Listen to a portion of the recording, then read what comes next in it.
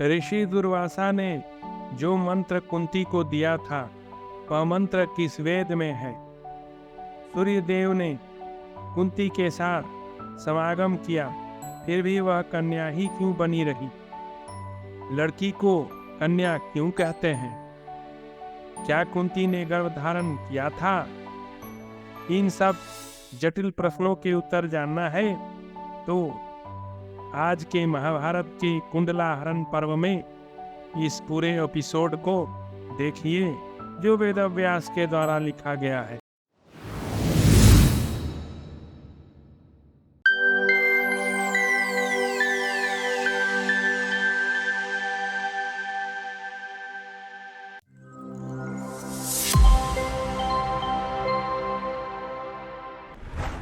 कुंती भोज के यहाँ ब्रह्मर्षि दुर्वासा का आगमन तथा राजा को उनकी सेवा के लिए प्रथा को आवश्यक उपदेश देना। अध्याय 303। जन्मेजय ने पूछा, सज्जन शिरोमणि, कौन सी ऐसी गोपनीय बात थी जिसे भगवान सूर्यदेव ने कर्ण पर प्रकट नहीं किया? उसके वे दोनों कुंडल और कवच कैसे थे? तपोधन, कर्ण को कुंडल और कवच कहाँ से प्राप्त हुए थे? मैं यह सब सुनना चाहता हूँ, आप कृपा पूर्वक मुझे बताइए। वैशंपायन जी ने कहा, सूर्यदेव की दृष्टि में जो गोपनीय रहस्य था उसे बताता हूँ। उसके साथ कर्ण के कुंडल और कवच कैसे थे यह भी बताता हूँ। राजन, प्राचीन काल की बात है कि राजा कुंती भोज के दरबार में अत्यंत ऊंचे कद के एक प्रचंड तेजस्वी ब्राह्मण उपस्थित हुए। उन्होंने दाढ़ी, मूछ, दंड और जटा धारण कर रखी थी। उनका स्वरूप देखने ही योग्य था। उनके सभी अंग निर्दोष थे।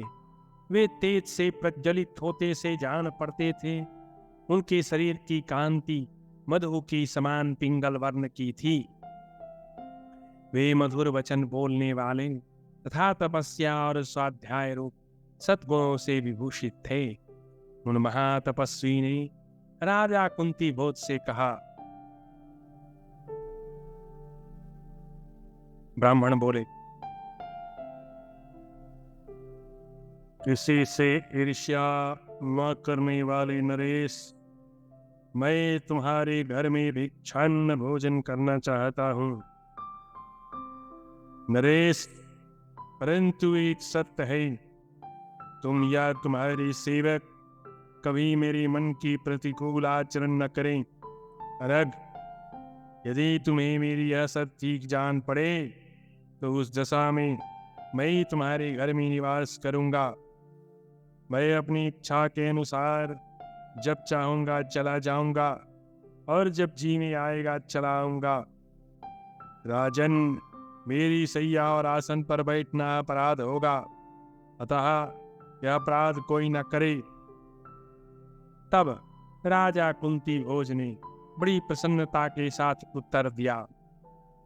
कुंती भोज बोले, वे प्रवर, वही व मस्तु, ऐसा ही आप चाहते हैं वैसा ही होगा। इतना कहकर वे फिर बोले, महाप्राज्ञ, मेरे पृथा नाम की एक यशस्विनी कन्या है जो शील और सदाचार से संपन्न, साध्वी, संयम नियम से रहने वाली और विचारशील है। वह सदा आपकी सेवा पूजा के लिए उपस्थित रहेगी। उसके द्वारा आपका अपमान कभी न होगा। मेरा विश्वास है कि उसके शील और सदाचार से आप संतुष्ट होंगे। ऐसा कहकर उन ब्राह्मण देवता की विधि पूर्वक पूजा करके राजा ने अपनी विशाल नेत्र वाली कन्या प्रथा के पास जाकर कहा। कुंती भोज बोले, बेटी कुंती, ये महाभाग ब्राह्मण मेरे घर में निवास करना चाहते हैं। मैंने तथास्तु कहकर इन्हें अपने यहाँ ठहराने की प्रतिज्ञा कर ली है। बेटी, तुम पर भरोसा करके ही मैंने इन तेजस्वी ब्राह्मण की आराधना स्वीकार की है, अतः तुम मेरी बात भी मिथ्या न होने देना, ऐसी आशा है मुझे। ये विप्रवर महातेजस्वी तपस्वी स्वरीशाली तथा नियम पूर्वक वेदों के स्वाध्याय में संलग्न रहने वाले हैं। ये जिस जिस वस्तु के लिए कहें वह सभी ने ईर्ष्या रहित होकर श्रद्धा के साथ देना, क्योंकि ब्राह्मण ही उत्कृष्ट तेज है, ब्राह्मण ही परम तप है। ब्राह्मणों की नमस्कार से ही सूर्यदेव आकाश में प्रकाशित हो रहे हैं। माननीय ब्राह्मणों का सम्मान न करने के कारण ही महान असुर वातापी और उसी प्रकार तालजंग ब्रह्मदंड से मारे गए। अतः बेटी कुंती, इस समय सेवा का यह महान भार मैंने तुम्हारे ऊपर रखा है। तुम सदा नियम पूर्वक इन ब्राह्मण देवता की आराधना करती रहो। माता पिता का आनंद बढ़ाने वाली पुत्री, मैं जानता हूँ बचपन से ही तुम्हारा चित्त एकाग्र है। समस्त ब्राह्मणों, गुरुजनों, बंधु बांधवों, सेवकों, मित्रों, संबंधियों तथा माताओं के प्रति और मेरे प्रति भी तुम सदा यथोचित बर्ताव करती आई हो। तुमने अपने सद्भाव से सबको प्रभावित कर लिया है। निर्दोष अंगों वाली पुत्री, नगर में या अंतःपुर में सेवकों में कोई ऐसा मनुष्य नहीं है जो तुम्हारे उत्तम बर्ताव से संतुष्ट न हो। तथापि पृथे, तुम अभी बालिका और मेरी पुत्री हो, इसलिए इन क्रोधी ब्राह्मण के प्रति बर्ताव करने के विषय में तुम्हें कुछ उपदेश देने की आवश्यकता का मैं अनुभव करता हूँ।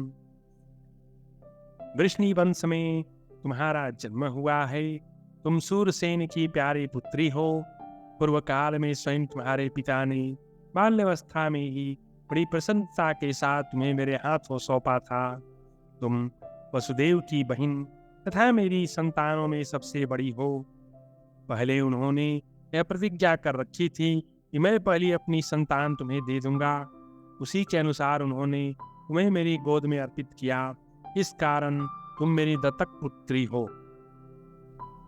बेटी कुंती, वैसे उत्तम कुल में तुम्हारा जन्म हुआ तथा मेरे श्रेष्ठ कुल में तुम पालित और पोषित होकर बड़ी हुई हो।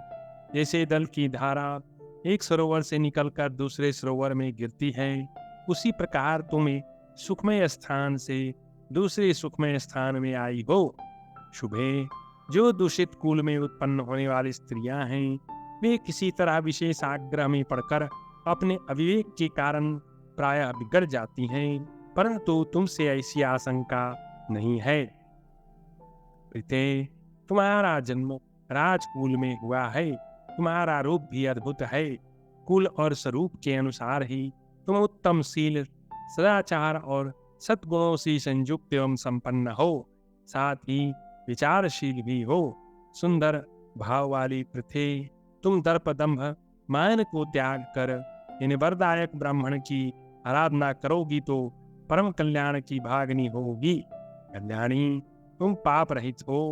यदि इस प्रकार इनकी सेवा करने में सफल हो गई तो तुम्हें निश्चय ही कल्याण की प्राप्ति होगी, और यदि तुमने अपने अनुचित बर्ताव से इन श्रेष्ठ ब्राह्मण को कुपित कर दिया तो मेरा संपूर्ण कुल जलकर भस्म हो जाएगा।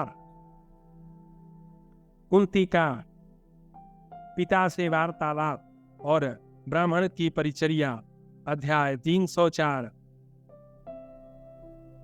फिर कुंती बोली,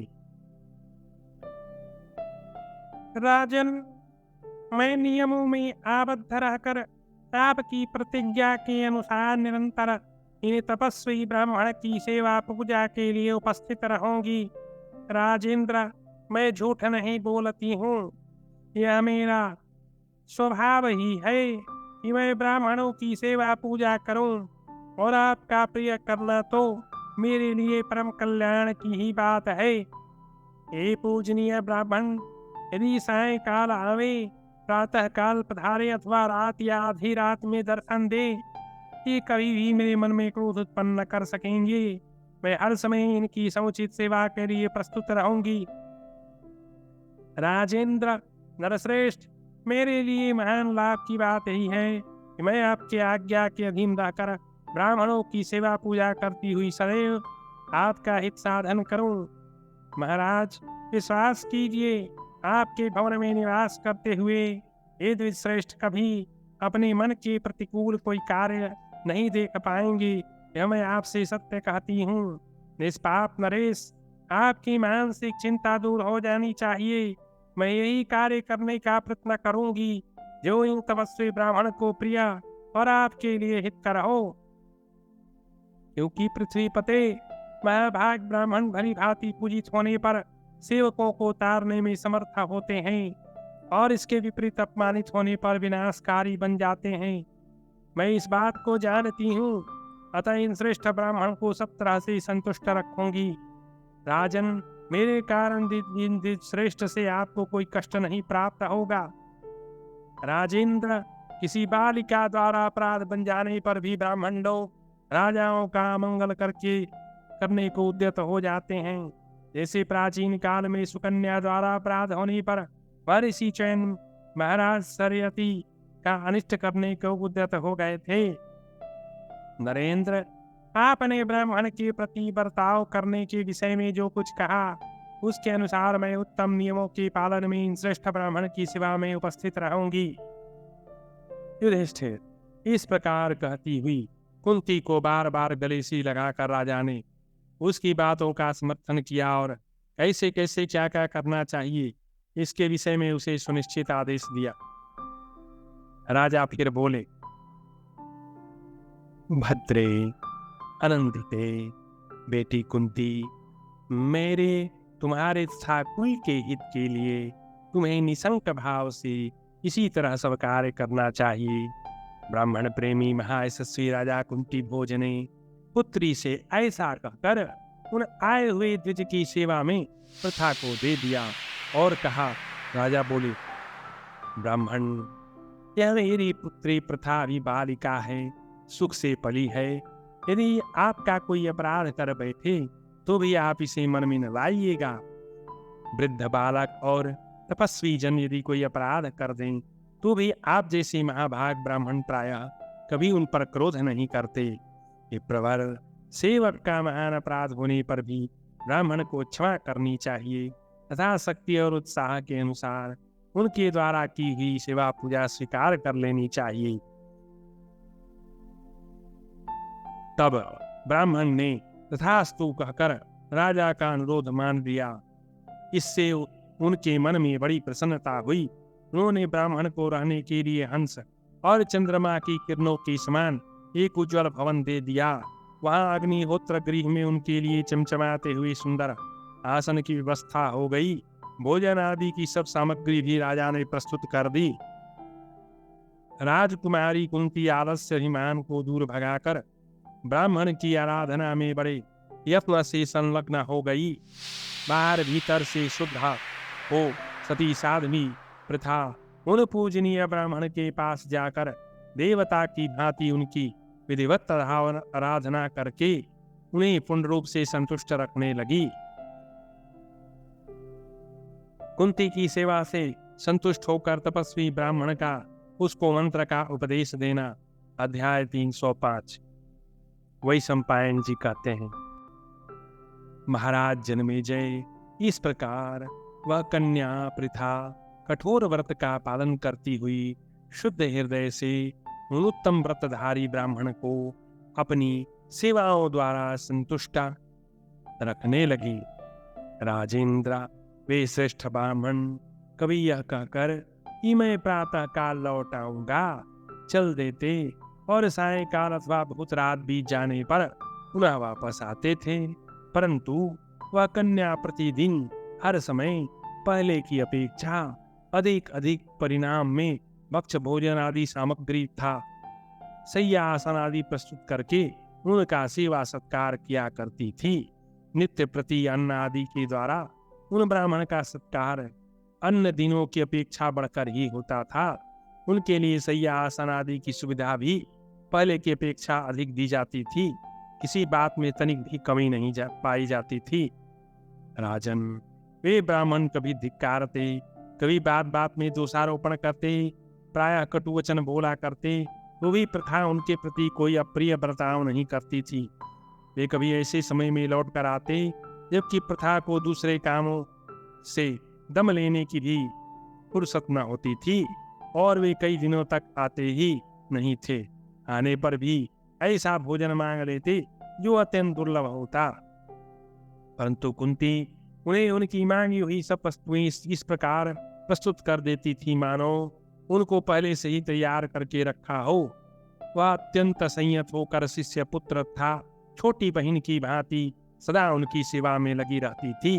राजेंद्र, उस अनिंद्य कन्या रत्ना कुंती ने उन श्रेष्ठ ब्राह्मण को उनकी रुचि के अनुसार सेवा करके अत्यंत प्रसन्न कर लिया। उसके शील, सदाचार तथा सावधानी से उन द्विश्रेष्ठ को बड़ा संतोष हुआ। उन्होंने कुंती का हित करने का पूरा प्रयत्न किया। जन्मेजय पिता कुंती भोज प्रतिदिन प्रातः काल और सायकाल पूछते थे, बेटी, तुम्हारी सेवा से ब्राह्मण को संतोष तो है ना? तब वह यशस्विनी कन्या उन्हें उत्तर देती, हाँ पिताजी, वे बहुत प्रसन्न हैं। यह सुनकर महामना कुंती भोज को बड़ा हर्ष होता था। तदनंतर जब 1 वर्ष पूरा हो गया और प्रथा के प्रति वात्सल्य स्नेह रखने वाले जब कर्ताओं में श्रेष्ठ ब्राह्मण दुर्वासा जी ने उसकी सेवा में कोई त्रुटि न देखी, तब वे प्रसन्न चित्त होकर प्रथा से इस प्रकार बोले, भद्रे, मैं तुम्हारी सेवा से बहुत प्रसन्न हूँ। सुबह कल्याणी, तुम मुझसे ऐसी वर मांगो जो यहाँ दूसरे मनुष्यों के लिए दुर्लभ हो और जिनके कारण तुम संसार की समस्त सुंदरियों को अपने सुयश से पराजित कर सको। कुंती बोली, वेदवेत्ताओं में श्रेष्ठ मुनि, जब मुझ सेविका के ऊपर आप और पिताजी प्रसन्न हो गए तब मेरी सब कामनाएं पूर्ण हो गईं। विप्रवर, मुझे वर लेने की आवश्यकता नहीं है। ब्राह्मण ने कहा, भद्रे, पवित्र मुस्कान वाली पृथ्वी, यदि तुम मुझे वर नहीं लेना चाहती तो देवताओं का आह्वान करने के लिए एक मंत्र ही ग्रहण कर लो। भद्रे, तुम इस मंत्र के द्वारा जिस जिस देवता का आवाहन करोगी वह तुम्हारे अधीन हो जाने के लिए बाध्य होगा। वह देवता कामना रहित हो या कामना युक्त मंत्र के प्रभाव से शांत चित्त हो, विनीत सेवक की भांति तुम्हारे पास आकर तुम्हारे अधीन हो जाएगा। वैशंपायन जी कहते हैं, जन्मेजय, साध्वी प्रथा दूसरी बार उन श्रेष्ठ ब्राह्मण की बात न टाल सकी, क्योंकि वैसा करने पर उसे उनके साथ का भय था। राजन, तब ब्राह्मण ने निर्दोष अंगों वाली कुंती को उस मंत्र समूह का उपदेश दिया जो अथर्ववेदीय उपनिषद में प्रसिद्ध है। राजेंद्र, प्रथा को वह मंत्र देकर ब्राह्मण ने राजा कुंती भोज से कहा, राजन, मैं तुम्हारे घर में भारी कन्या द्वारा सदा समाप्त और संतुष्ट होकर बड़े सुख से रहा हूँ। अब हम अपनी कार्य सिद्धि के लिए यहाँ से जाएंगे। ऐसा कहकर वे ब्राह्मण वहीं अंतर ध्यान हो गए। ब्राह्मण को अंतर्निहित हुआ देख उस समय राजा को बड़ा विस्मय हुआ और उन्होंने अपनी पुत्री कुंती का विशेष आदर सत्कार किया। कुंती के द्वारा सूर्य देवता का आह्वान था। कुंती सूर्य संवाद। वैशंपायन जी कहते हैं, जन्मेजय, उन श्रेष्ठ ब्राह्मण के चले जाने पर किसी कारणवश राज्य कन्या कुंती ने मन ही मन सोचा, इस मंत्र समूह में कोई बल है या नहीं। उन महात्मा ब्राह्मण ने मुझे यह कैसा मंत्र समूह प्रदान किया है, उसके बल को मैं शीघ्र ही परीक्षा द्वारा जानूंगी। इस प्रकार सोच विचार में पड़ी हुई कुंती ने अकस्मात अपने शरीर में ऋतु का प्रादुर्भाव हुआ देखा।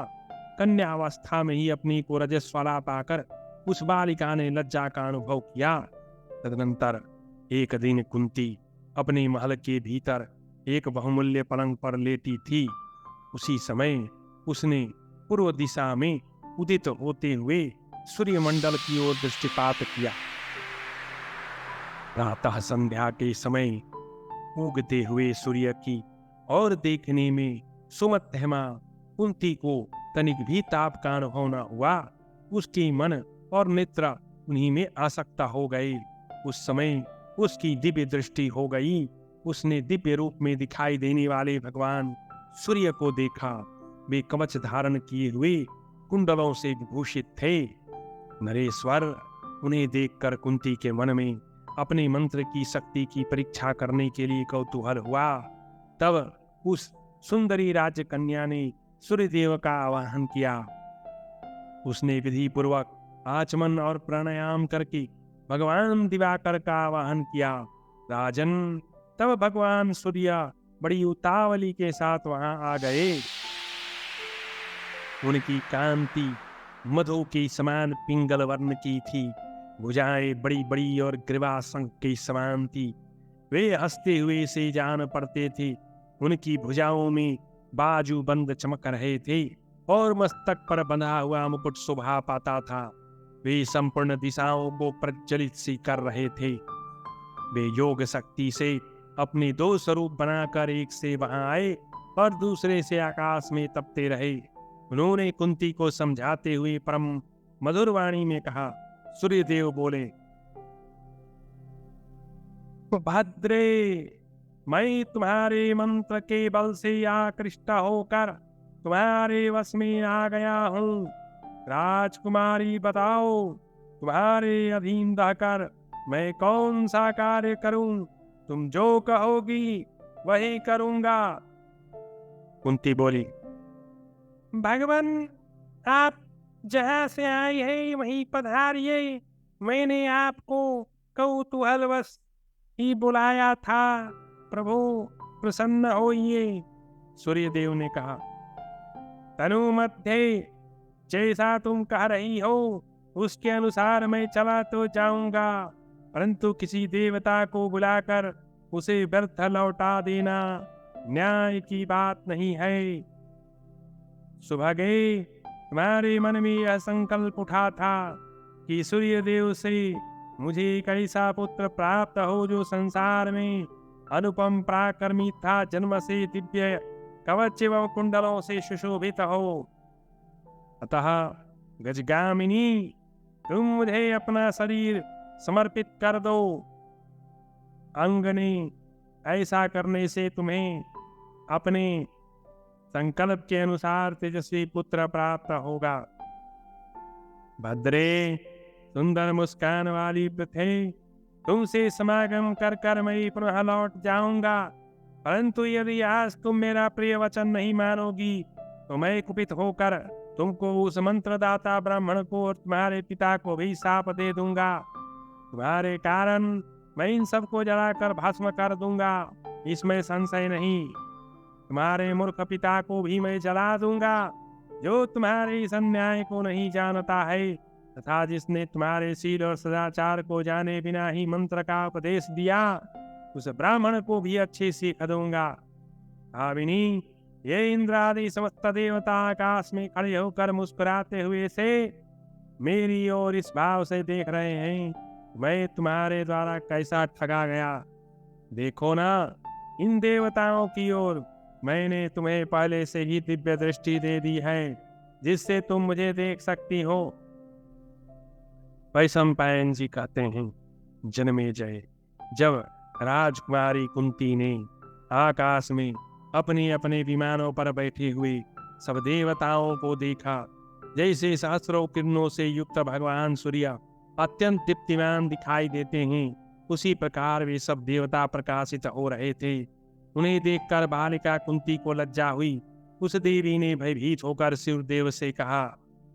कुंती बोली, किरणों के स्वामी दिवाकर, आप अपने विमान पर चले जाइए।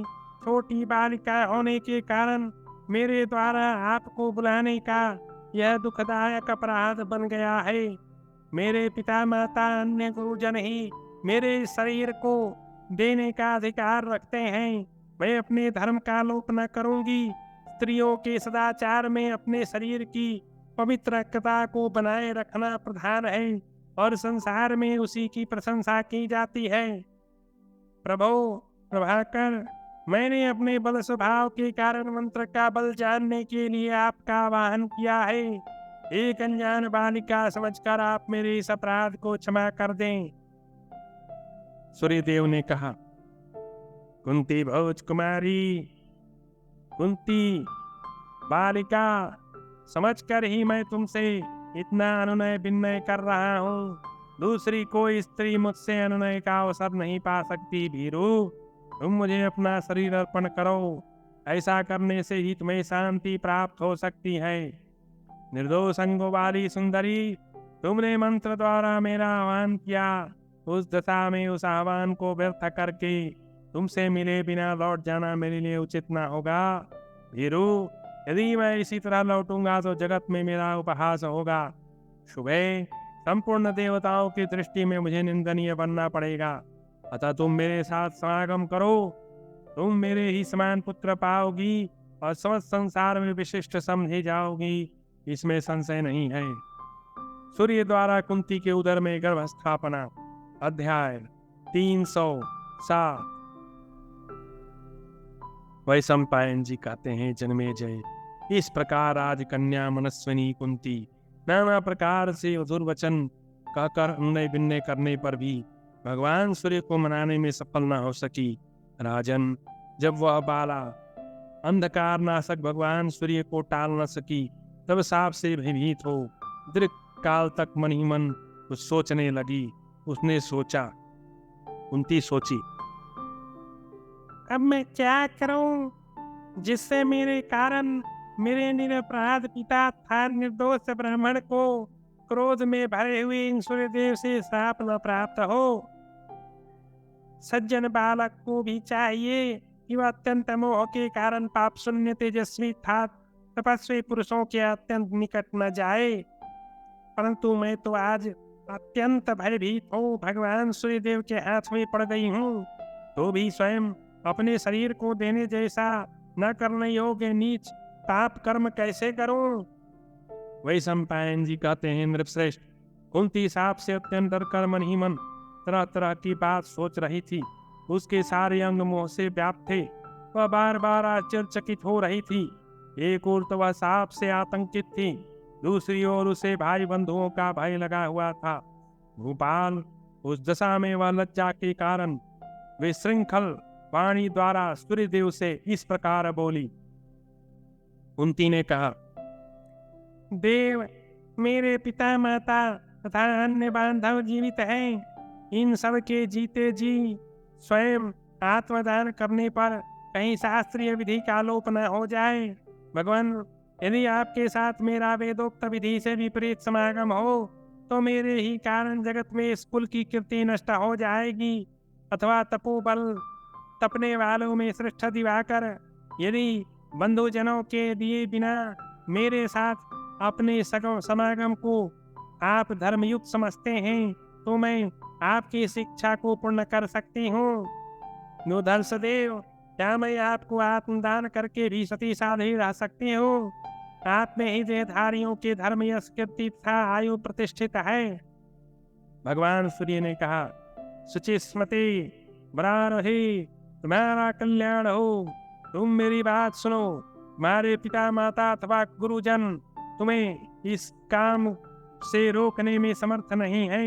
सुंदर भाव वाली कुंती, कम धातु से कन्या शब्द की सिद्धि होती है। सुंदरी, वह स्वयंवर में आए हुए सब वरों में से किसी को स्वतंत्रता पूर्वक अपनी कामना का विषय बना सकती है, इसलिए इस जगत में उसे कन्या कहा गया है। कुंती, मेरे साथ समागम करने से तुम्हारे द्वारा कोई अधर्म नहीं बना है। भला मैं लौकिक काम वासना के वशीभूत होकर अधर्म का वर्ण कैसे कर सकता हूँ? वर्णनी, मेरे लिए सभी स्त्रियां और पुरुष आवरण रहित हैं, क्योंकि मैं सबका साक्षी हूँ।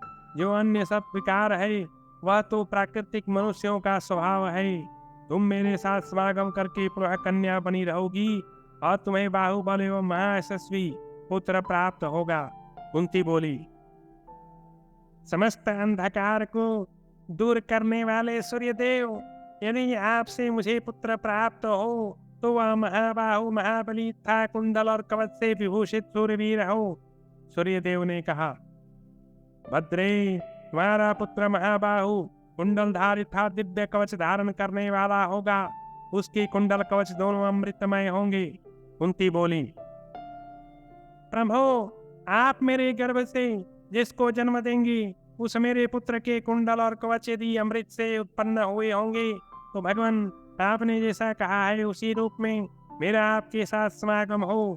आपका वह पुत्र आपके ही समान वीर्य रूप, धैर्य, ओज तथा धर्म से युक्त होना चाहिए। सूर्यदेव ने कहा, यौवन के मत से सुशोभित होने वाली भीरू राजकुमारी, माता अदिति ने मुझसे जो कुंडल दिए हैं उन्हीं में तुम्हारे इस पुत्र को दे दूंगा। साथ ही यह उत्तम कवच भी इसे अर्पित करूंगा। कुंती बोली, भगवान गोपते, जैसा आप कहते हैं वैसा ही पुत्र यदि मुझे प्राप्त हो तो मैं आपके साथ उत्तम रीति से समागम करूंगी। वैशंपायन जी कहते हैं, जन्मेजय, तब बहुत अच्छा कहकर आकाशचारी राहु शत्रु भगवान सूर्य ने योग रूप से कुंती के शरीर में प्रवेश किया और उसकी नाभि को छू दिया। तब वह राजकन्या सूर्य के तेज से विह्वल और अचेत होकर सैया पर गिर पड़ी। सूर्य ने कहा, सुंदरी, मैं ऐसी चेष्टा करूंगा जिससे तुम समस्त शस्त्रधारियों में श्रेष्ठ पुत्र को जन्म दोगी और कन्या ही बनी रहोगी। राजेंद्र तब संगम के लिए उद्यत हुए महातेजस्वी सूर्यदेव की ओर देखकर लज्जित हुई उस राजकन्या ने उनसे कहा, प्रभो, ऐसा ही हो। वैशंपायन जी कहते हैं, ऐसा कहकर कुंती नरेश की कन्या वृथा भगवान सूर्य से पुत्र के लिए प्रार्थना करती हुई अत्यंत लज्जा और मोह के वशीभूत होकर कटी हुई लता की भांति उस पवित्र सैया पर गिर पड़ी। तत्पश्चात सूर्यदेव ने उसे अपने तेज से मोहित कर लिया और योग शक्ति के द्वारा उसके भीतर प्रवेश करके अपना तेजोमय वीर्य स्थापित कर दिया। उन्होंने कुंती को दूषित नहीं किया, उसका कन्या भाव अछूता ही रहा। तदनंतर वह राजकन्या फिर सचेत हो गई। इस प्रकार श्री महाभारत वन पर्व के अंतर्गत कुंडलाहरण पर्व में सूर्य कुंती समागम विषयक 307वां अध्याय पूरा हुआ।